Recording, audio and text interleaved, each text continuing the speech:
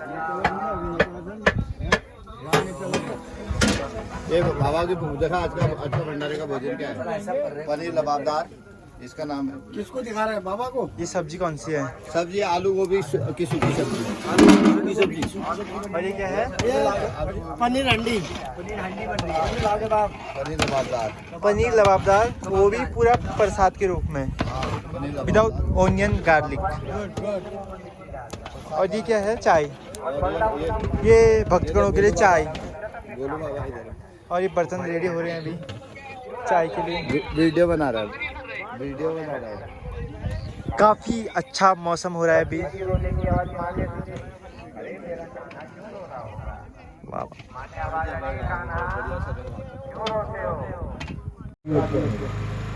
अक्रूर जी ने भी बड़ा यहाँ पर भगवान का दर्शन किया है, गोपिकाओं की भक्ति को नमन किया है और आगे कोई यात्रा बढ़ी। जाते जाते भगवान मथुरा में पहुँच गए सज्जन। मथुरा मंडल में भगवान का प्रवेश हुआ। कंस को पता चल गया। कंस का तो गिनती निरंतर बढ़ता जा रहा है क्योंकि भगवान की लीलाओं को सुन रहा है। सज्जन लोगों ने मथुरा में भगवान का पूजन किया। दुर्जन भगवान का अपमान करने लगे। चलते चलते भगवान के कपड़े बड़े गंदे हो गए थे, गंदे हो गए थे। एक धोबी ने भगवान को देखा। भगवान ने उसके कपड़े मांगे, नहीं दिए उसने, भगवान ने उसका भी उठाया। आगे दर्जी था, दर्जी ने अच्छे अच्छे कपड़े दे दिए भगवान को, वो वस्त्र भगवान ने धारण कर दिए। इधर कुब्जा है, टेढ़ी बेजा उसका शरीर है। कुब्जा चंदन घिस रही थी, वो चाहती थी भगवान कृष्ण को, तो कुब्जा ने घिसा हुआ तीर्थी चंदन श्रीखंड भगवान को दिया और भगवान ने चंदन का लेप लगाया। कुब्जा को स्पर्श किया, कुब्जा का शरीर सीधा हो गया। जाते जाते भगवान कंस की उस रंगशाला में पहुंच गए हैं जहाँ पर कि कंस को मारने का उद्योग कर रहा है। कंस ने द्वार पर बड़े बड़े हाथी इत्यादि लगा रखे हैं पहरे में। जंगल में भगवान का प्रवेश हो गया। कंस भी वहां आ गया। मार्ग में जो है उदयापीर नाम का हाथी था, उससे रास्ता मांगा गया, वो नहीं देता है। देखते देखते भगवान ने उदयापीर को विशांत कर दिया, मार दिया। आगे बढ़े भगवान। चाणूर के साथ में भेंट होती है। चाणूर के साथ बलराम जी का मिलन हुआ। चाणूर और मुष्टिक नाम के दैत्य बलराम जी के साथ युद्ध करते हैं और इसी समय बलराम ने चाणूर और मुष्टिक दोनों को समाप्त कर दिया, मार दिया। कंस सारे दृश्य को देख रहा था, बड़ा क्रोधित हो गया।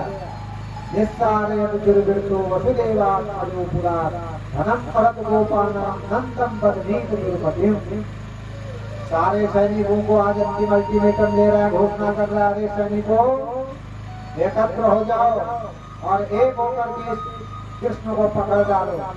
ये जो है गायों को चराने वाला है, भला मेरे साथ क्या युद्ध करेगा। आज इसका अंतिम दिवस है, इसको पकड़ो और पटक डालो, इस प्रकार की घोषणा करता है। कृष्ण भगवान को पकड़ने का प्रयास किया सभी ने, लेकिन कोई पकड़ नहीं पाया। क्रोधित कंस जो है अपने सिंहासन से नीचे को आता भगवान से युद्ध करने के लिए। पपात विश्वास आत्मतंत्र और वर्णन आता, उसी समय उसके मस्तक से उसका मुकुट नीचे गिर गया। अशुभ लक्षण दिखने लगे। आश्चर्य में पड़ गया कंस। आज उसके उद्धार का समय आ गया था। विवाह के समय ही देवकी और वसुदेव को मारने का संकल्प करने वाला कंस आज बड़ा विचलित हो गया। छोटे से भगवान श्री कृष्ण कंस अपने को बड़ा बलशाली समझता है, लेकिन इसी समय भगवान ने सोचा कि ज्यादा प्रतीक्षा क्या करानी है। कंस ने बड़े अत्याचार किए थे, ब्राह्मणों की यज्ञ बंद करा दिए थे। छोड़ो यज्ञ, अपने पिता उग्रसेन को तक हटा करके स्वयं पर वो बैठ गया था। ऐसा व्यक्ति जो अधर्म करता है, अन्याय से धन कमाता है, अन्यायोपार्जितं वित्तं 10 वर्षाणि तिष्ठति प्राप्ते च 11 वर्षे समूलं तद्विष्यति। अन्याय से कमाया हुआ धन, अन्याय से प्राप्त हुआ राजपद बहुत लंबा समय नहीं चलता है, कुछ ही समय बाद उसका पतन हो जाता है। इसलिए राजपद को प्राप्त करने के लिए, धर्म पद को प्राप्त करने के लिए भी जो है कभी अन्याय नहीं करना चाहिए। कंस जो है अन्यायोपार्जित वित्त को लेकर के अहंकार कर रहा था, आज भगवान ने सोचा इसका भी उद्धार कर दिया जाए। कंसं परेतं विचकर्ष भूमौ हरियतेवं जगतो विपश्यतः आहेति शब्दः समूहास्तदाधु दुदीरितः सर्वजनैर्नरेन्द्रः। अपने भक्त की रक्षा के लिए जिस प्रकार भगवान कृष्ण जी खंभे से प्रकट होकर के प्रहलाद की रक्षा करते हैं, इसी प्रकार आज समस्त ब्रजमंडल की जनता की रक्षा के लिए, गोपिकाओं की रक्षा के लिए, धर्म की रक्षा के लिए, सनातन धर्म का संरक्षण करने के लिए भगवान श्री कृष्ण जो कंस का उद्धार प्राप्त जीवना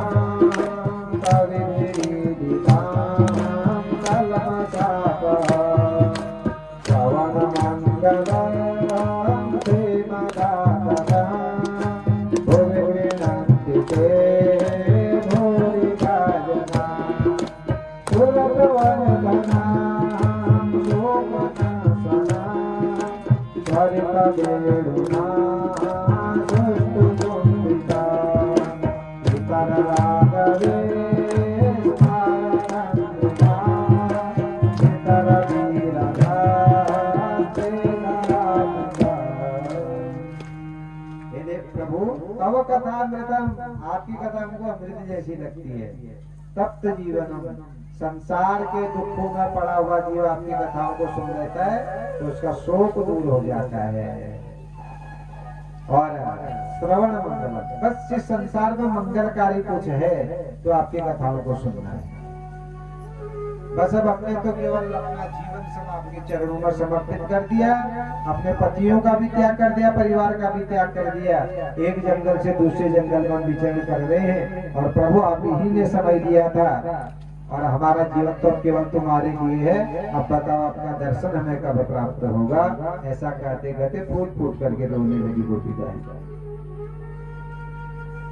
भगवान बड़े प्रसन्न हुए, सज्जनों पीताम्बरधर साक्षात मन मन मन्मथ। हजारों हजारों गोपिकाएं हैं और भगवान उनके मध्य में प्रकट हो गए। बोले राशेश्वर भगवान की। गोपियां बड़ी प्रसन्न है। दिव्य और रास का समय आ गया सज्जनों, जिसे रासलीला कहते हैं। रासलीला का जो ये अर्थ है बड़ा गंभीर प्रसंग है। हजारों हजारों गोपिकाएं हैं और सुंदर शरद ऋतु, शरद पूर्णिमा जिसको कोजागर पूर्णिमा आप लोग कहते हैं, वो पावन काल खंड आ गया। वृंदावन की पावन रमण रेती में यमुना के तट पर खुले मैदान में गोपिकाओं के साथ तो भगवान की रासलीला आरंभ होती है। और इस रासलीला को देखने के लिए ब्रह्मादि देवता गण भी आ रहे हैं, भगवान शंकर भी आ रहे हैं गोपी का रूप धारण करके। और ऐसा वर्णन आता है कि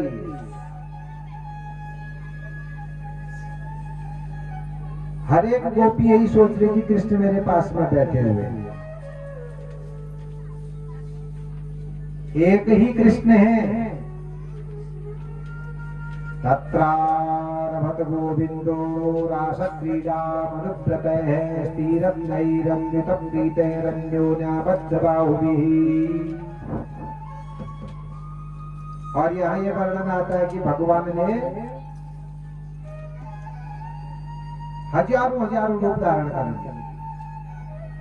प्रत्येक गोपी अपने साथ कृष्ण को देख रही है और इस प्रकार मंडल में आ गए, घेरे में आ गए सब। आकाश मार्ग से देवतागण भी इस रासलीला को देख रहे हैं। गोपिकाएं बिल्कुल पागल हो गई, नृत्य कर रही है क्योंकि उनको अपना पति अब मिल चुका है। भगवान कृष्ण की शोभा बड़ी दिव्य प्रतीत हो रही है। ब्रह्मरात्रि का समय बीत गया, लेकिन रात्रि पर्यंत का समय गोपिकाओं को पल भर जैसा प्रतीत होता है। दीर्घ काल तक भगवान ने गोपिकाओं के साथ रास रचा और नृत्य किया। आनंद का अनुभव गोपिकाएं कर रही हैं। भगवान ने गोपिकाओं के साथ रास किया है, लेकिन उसके बाद भी गोपिकाओं के साथ भगवान कर्म बंधन में नहीं पड़े हुए। ये कोई सामान्य रात्रि नहीं थी, ब्रह्म रात्रि है। ब्रह्म रात्र उपावृत्ति वासुदेवानुमोदिता। ब्रह्म रात्रि पर्यंत गोपिकाओं के साथ भगवान का रास संपन्न होता है।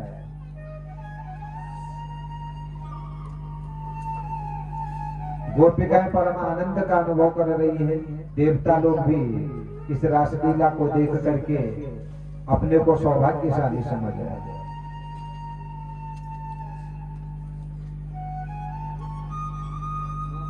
जिस प्रकार से संसार का एक सामान्य पिता अपने बेटी के विवाह के लिए तैयारी करता है और कितनी बारात आती है, सबका सम्मान मान करता है और अपनी बिटिया का हाथ वर के हाथों में समर्पित कर देता है, इसी प्रकार से आज गोपिकाओं ने न तो पिता है न माता, बल्कि सारे ब्रज की जनता ही गोपी बनी हुई है।